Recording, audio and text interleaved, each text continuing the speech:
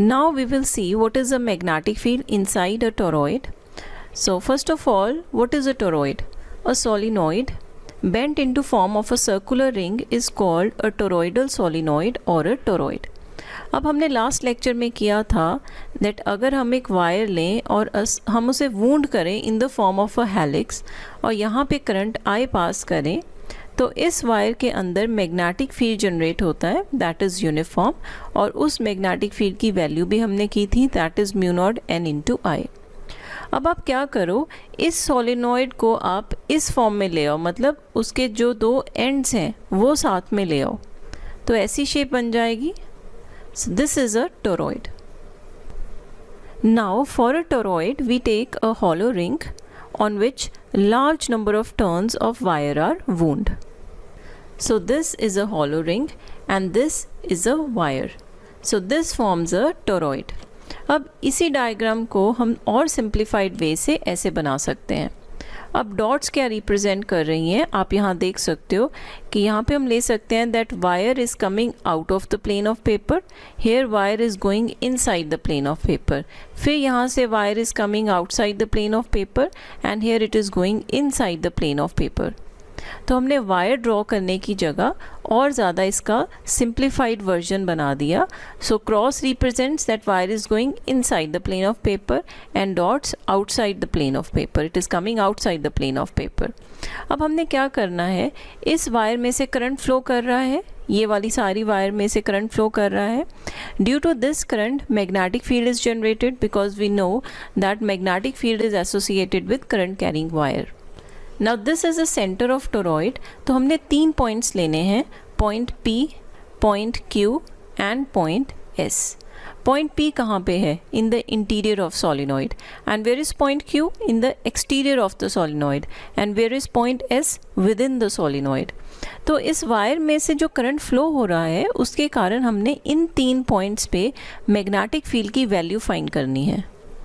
तो ये magnetic field की वैल्यू फाइंड करने के लिए हम यूज़ करेंगे Ampere circuital law. You know what is Ampere circuital law? It is line integral of magnetic field is equal to mu naught times the current enclosed by the path. अब देखो इसमें सबसे पहले हमने एम्पीरियन लूप बनाना होता है। जैसे हमने इनसाइड पॉइंट P पे मैग्नेटिक फील्ड फाइंड करना है तो हम पॉइंट P को लेके यहाँ पे एक एम्पीरियन लूप ड्रॉ करेंगे और फिर एम्पियर सर्किट लॉ यहाँ पे अप्लाई करके magnetic field at point P find कर लेंगे। सिमिलरली अगर हमने पॉइंट S पे मैग्नेटिक फील्ड फाइंड करना है तो पॉइंट S को लेके हम यहाँ पे एक एम्पीरियन लूप ड्रॉ कर देंगे and then we will again apply Ampere circuit law. And similarly अगर पॉइंट Q पे हमने मैग्नेटिक फील्ड फाइंड करना है यूजिंग एम्पियर्स लॉ तो यहाँ पे ये एम्पीरियन लूप आ जाएगा। तो हमारी जो फाइनल फिगर बनेगी जो हमें यूज़ करनी है to find magnetic fields at point P, at point Q, at point S, तो ये वाली आएगी। So the same figure I have drawn here.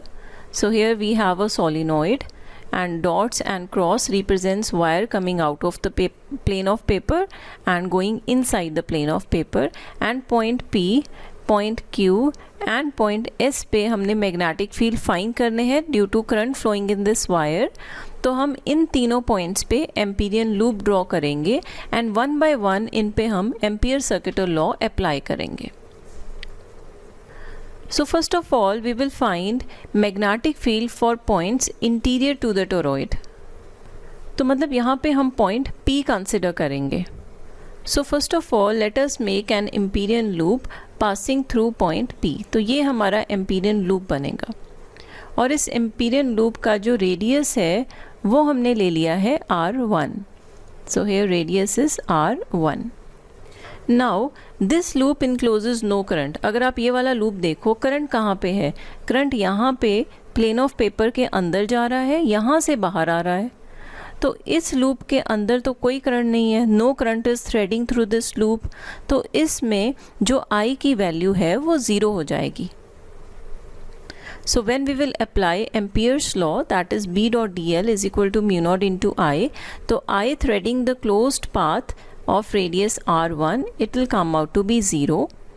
So अब यहाँ पे B dot dl तो इसकी इंटीग्रेशन आ जाएगी B1 dl cos of 0, because direction of magnetic field की ही डायरेक्शन में हमने ये dl लिया होता है, तो इन दोनों में एंगल 0 आता है. So this will come out to be b. Magnetic field तो कांस्टेंट आता है जो टोरॉइड बनाता है हर पॉइंट पे, और यहाँ पे dl की इंटीग्रेशन, तो ये आ जाएगा b1 into 2 pi r1. But यहाँ पे जो करंट इनक्लोज्ड है that is 0, so magnetic field at any point interior of the solenoid is 0.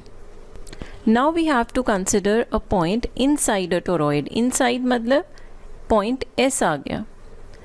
तो फर्स्ट हम क्या करेंगे, एक एम्पीरियन लूप ड्रॉ करेंगे through point S, and the radius of Empyrean loop is taken to be equal to R. ये radius हमने लिया है, this radius is R. Let n be the total number of turns. Capital N हम जो wire की total number of turns है वो ले लेते हैं, and I is the current in the toroid. यहाँ बाहर से जो करंट फ्लो कर रहा है that is I. So total current enclosed bye loop 2. अब अगर आप ये वाला लूप देखो, लूप 2, तो इस लूप में जितना भी करंट थ्रेड कर रहा है दैट इज़ दिस करंट, ये वाला करंट. जो current inside plane of paper जा रहा है वो सारा करंट इस लूप के अंदर ही लाई कर रहा है. ये लूप ऐसे है और ये सारा current it is threading this loop. Threading का मतलब होता है कि उसके बीच में चीर के कितना करंट बाहर जा रहा है, तो this current is threading the close loop. तो जो टोटल करंट होगा, ठीक है, n ले ली हमने टोटल नंबर ऑफ टर्न्स, तो टोटल करंट क्या हो जाएगा, n into I. So now we will apply Ampere circuital law, and that is B2 dot dl is equal to mu naught into I. मतलब the magnetic field that will be produced inside the solenoid वो हमने B2 ले लिया है. अब यहाँ पे जब हम इंटीग्रेशन करेंगे तो ये आ जाएगा B2 dl2 into cos of 0, because magnetic field हर एक पॉइंट पे ऐसे होगा इस डायरेक्शन में, टेंजेंट. अगर हम टेंजेंट ड्रॉ करें तो इस पॉइंट पे ऐसे, इस पॉइंट पे ऐसे, एंड dl भी हम टेंजेंट पे यही डायरेक्शन में ले लेंगे, मतलब जिस डायरेक्शन में हम मूव कर रहे हैं. तो इन दोनों में हमेशा हम एंगल 0 ले लेते हैं. तो जब इंटीग्रेट करेंगे dl की इंटीग्रेशन हो जाएगी 2 pi into R, because dl क्या है, यहाँ पे एक स्मॉल एलिमेंट है, तो जब इसकी इंटीग्रेशन करेंगे तो ये सर्कमफ्रेंस आ जाएगी, that is 2 pi into R. तो यहाँ पे जो B2 की वैल्यू आएगी वो आएगी म्यू नॉट NI ओवर 2 पाई R. अब यहाँ पे कैपिटल N ओवर 2 पाई R क्या है, total number of turns per unit length, and total number of turns per unit length को हमने किससे डिनोट किया था, N से. So here N is capital N over 2 pi R, that is total number of turns per unit length. अब आपने ये बात ध्यान रखनी है कि ये जो मैग्नेटिक फील्ड अंदर आया है उसके लिए जो ये R आया है that is the average radius of the toroid. मतलब कि सपोज आपके पास ये टोरॉइड है, सपोज टोरॉइड का इनर रेडियस है R and outer radius R1 ले लेते हैं, and outer radius is R2. ठीक है, तो जब आपने मैग्नेटिक फील्ड इसके अंदर फाइंड करना है, जब आपने ये वाला फॉर्मूला यूज़ करना है, तो यहाँ पे जो R है वो आपने लेना है R1 प्लस R2 बाई 2. तो आपने एवरेज रेडियस कंसिडर करना होता है टोरॉइड के लिए. Now we have to find magnetic field at point Q. तो फर्स्ट तो हमारा स्टेप वही है that as we have to use Ampere circuital law, तो हम पॉइंट Q को लेके यहाँ पे एक एम्पीरियन लूप ड्रॉ कर देंगे. तो इसमें जो इम्पॉर्टेंट पॉइंट हमने देखना है कि इसमें जो करंट थ्रेडिंग दिस लूप है वो कितना होगा. तो अगर आप ये लूप कंसिडर करें, ये मैं बाहर वाला लूप ड्रॉ कर रही हूँ, यहाँ पे पॉइंट Q है, तो देखो यहाँ पे ये सारे करंट्स इसके अंदर लाई कर रहे हैं जो out of the plane of paper आ रहे हैं, एंड उतने ही करंट ये वाले लाई कर रहे हैं, the current that is going inside the plane of paper that are denoted by cross sign. अब होता क्या है कि अगर ऐसी सिचुएशन हो एम्पियर्स लॉ में, सो इसमें हम ऐसे करते हैं that if current coming out of the loop, जैसे ये वाला है, if this current is taken to be positive, तो ये जो अंदर करंट जाता है उसे हम नेगेटिव लेते हैं. सो यहाँ पे जो करंट बाहर आ रहा है सारा करंट, अगर हम उसे प्लस आई बोलेंगे तो जो करंट अंदर जा रहा है उसे हम माइनस आई बोलेंगे. And addition of these two currents will be equal to 0. So we can say that for each turn the current coming out of the plane of paper is cancelled by the current going inside the plane of paper. तो यहाँ पे जो current threading the closed path आएगा वो यहाँ पे भी 0 आ जाएगा. So here we can say that total current coming out of the paper is cancelled by total current going into the paper. तो I total for this third loop it will be equal to 0. सो अब हमने Ampere's law apply करना है, that is B dot d l is equal to mu naught into I. तो यहाँ पे आई की value 0 हो जाएगी तो B3 की भी वैल्यू 0 हो जाएगी.